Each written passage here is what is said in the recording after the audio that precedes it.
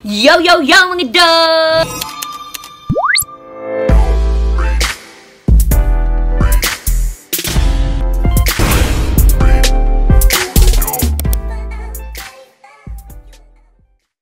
And I'm back with another video. And before that, I'm Aika. And kung hindi mo pa nakiklik yung subscribe button below, subscribe ka na para good vibes all the way. Yeah! And for today's video is we're going to review a product. And that product is this one. Napanalunan ko to sa giveaway kay Ate Mayet. Please subscribe to her channel, Mayet Cam. And kakahatid lang ni Ate Mayet to kahapon, January 24. Tapos, ayan. Nagpa-giveaway kasi siya. Re-review niya din to. Tapos, nagpa-giveaway siya. 3 ata yung winners. And isa ko doon. Thank you, Ate Mayet. Tapos, ayan. Nasa lalagyanan siya ng ganito. Tapos, nabigla ko kasi akala ko ito lang. Tapos, may pa-selfie ring light din siya. Ayan. Hindi ko pa siya nabubuksan. Una natin buksan yung itong i-review natin. Nung pinanood ko yung review niya, sabi, yung pagka-pronounce niya ata dito is Cavier. Cavier. Cavier. Ito, tapos iba din yung ano niya, yung mga language dito, tsaka dito sa likod. Iba-iba din. Ayan. No, tingnan niyo yung kulay ko. Hindi pa ako nagpapa-threading. Opo, malapit na po ang aking mens, kaya ayan, no, nagsusulputan na naman yung mga alaga ko. Hindi pa ako nakapagpa-threading, kaya tingnan natin kung paano siya mag-work.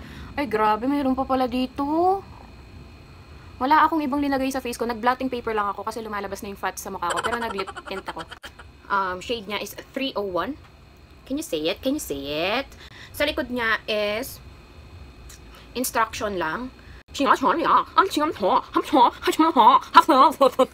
Sabi. So, ayan. Open na natin. Pero bago nyo panoorin to, suggest ko, punta muna kayo sa channel ni Ate Mayet and i-watch nyo yung review niya. Ayan, bago yung review ko. Ayan. So, pag open mo, ganyan siya. Tara! Ayan. Yun, may brush. Ayan, wala na siyang laman na. Tapos, it comes with a brush. Ayan, angle brush siya. Kita nyo? Kita nyo? Yung una is, ito. Kunin muna natin to. Ayan, dalawang ganyan siya.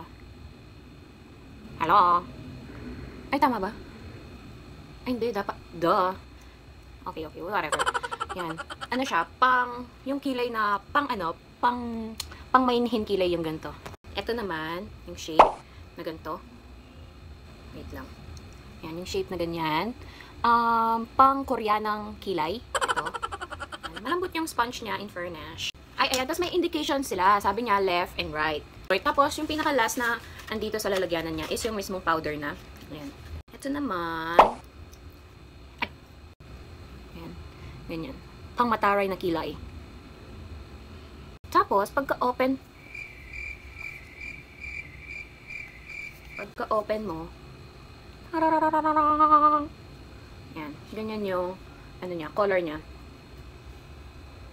May mirror. Uy, maganda yung mirror niya, oh. Ayun ako, oh. Ganda, ah. So, ito yung tatlong shape. Yan. So, feeling ko, ano ba yung shape ng ano ko? Yung sa gitna ba? Cute din kasi itong nasa baba, eh. Pero, try natin, tingnan natin. Yan. Try naman natin yung color nito. Ay, di siya kaagad kumakapit. Oh no!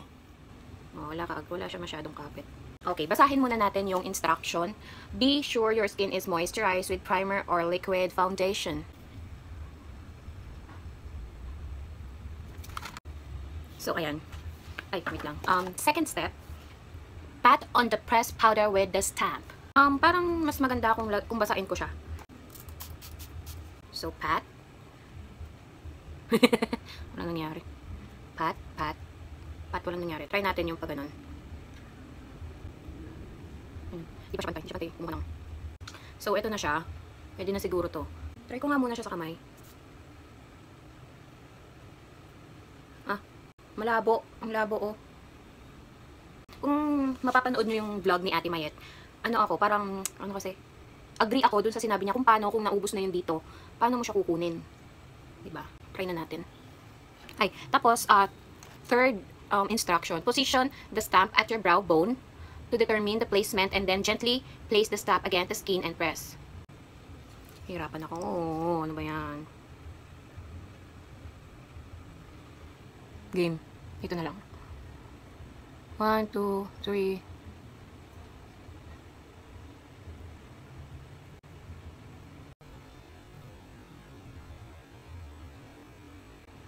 Really, nigga? Kita niyo yung difference? Nagkakulay lang siya. Okay, alright, okay, alright. So, let's try yung isa pang gusto ko na shape, which is this one. Try natin siya sa kabila. Try naman natin siya na hindi basa, okay? So, pag hindi siya basa, ayan lang. Wala ka man makukuha na powder pag dinamp mo lang siya. Ayan. Try natin siya yung ganun.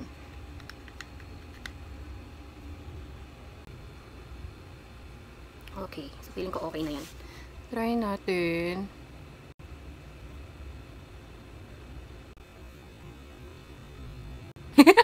Shemay. Wait, feeling ko ako yung nagkamali ng pagka-place ng ng stamp.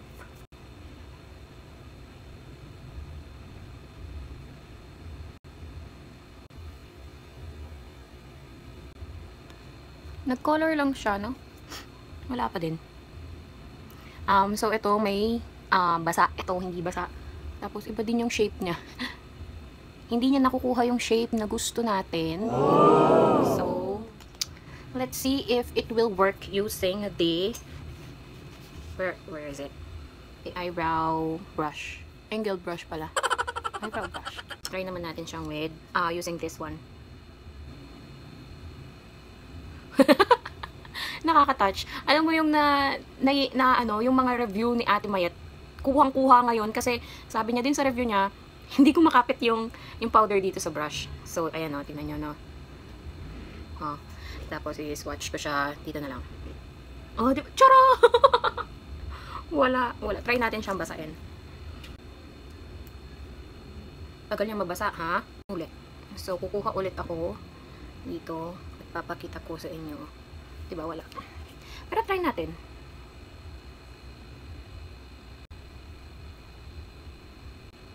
Yun lang, sana naglagay sila ng spoolie. Mahirap kunin yung yung powder niya. Ayun pa lang, oh. Kuha lang ako ng spoolie.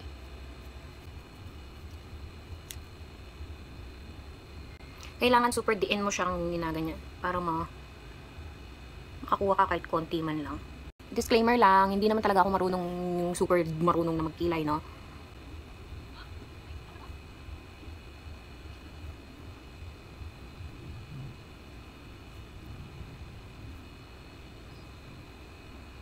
Yun, ganyan lang siya. Try ko naman ayusin yung kabila using yung talagang ginagamit kong pang kilay.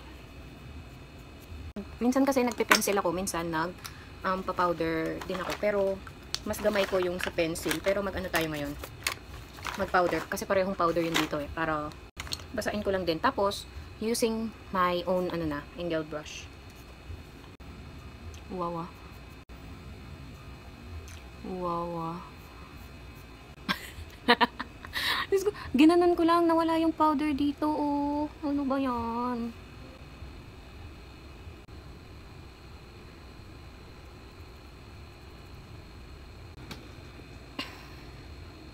Parang makapal, no? Ayoko talaga nagpa-powder.